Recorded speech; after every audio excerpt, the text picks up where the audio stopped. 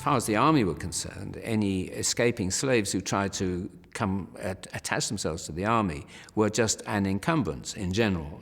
Whereas for the Royal Navy, a lot of naval officers were very much in favor of abolition of slavery, and they were only too happy to actively help slaves escape from their masters. There certainly are British officers and parliamentarians who are working towards the end of slavery, but there are people comfortably living in England who make all of their money off the backs of slaves working the sugar plantations. There were naval commanders who proposed to the British government that with enough black troops, the Americans could be scared, and also that they could actually incite revolt in Georgia and the Carolinas, such that they would turn over into black republics like Haiti.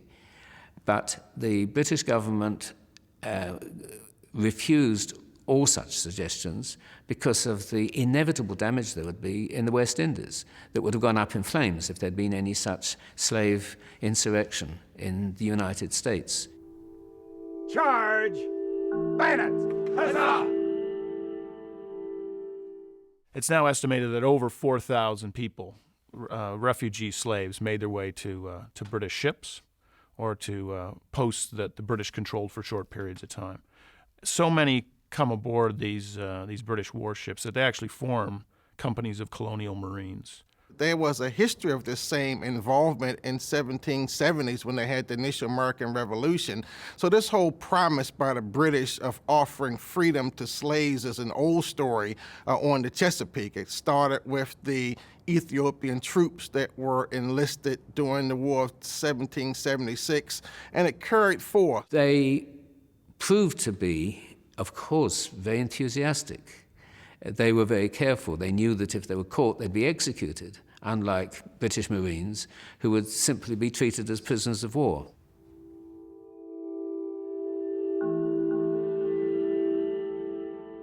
But that doesn't mean that there aren't large numbers of free blacks who serve in the American military. Probably at one point over 20% of the U.S. Navy, certainly those serving on the Great Lakes, are black troops. They were happy to be there fighting on the understanding that afterwards they would be given land as free farmers. And I see that as a manifestation of their true Americanness. The United States Navy at that time had people of color, and I think one of the things that really set the groundwork for it was the international nature of the sea. As people have traversed the oceans of the world, they've always connected with the various coastlines, trying to gain local knowledge. These are things that I think that led the Navy to have a high percentage of people of color.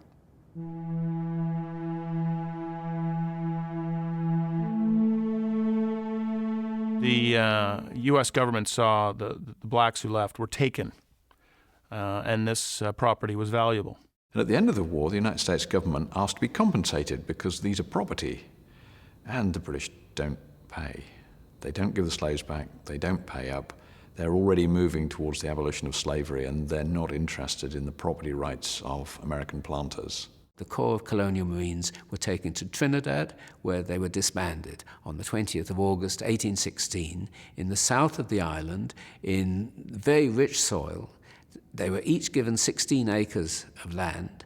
They formed a community, very independent-minded, very well known for being quite different from everybody else, with their strange American accent and so on.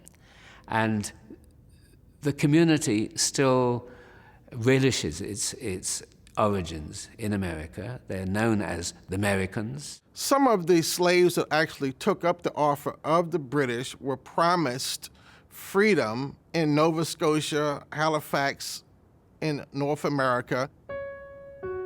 The record does show that there were some slaves that ended up in Nova Scotia, the dead of winter. I think it was a lot of hype with the promises, and many of them found that things were not as rosy as the British pamphlets had indicated. What is not at all clear is what proportion of the slaves who were within reach of the British actually chose to escape. Now, they were told by their masters that if they went away with the British, they would simply be sold back into slavery in the West Indies, which would be a good deal worse than slavery in the Chesapeake.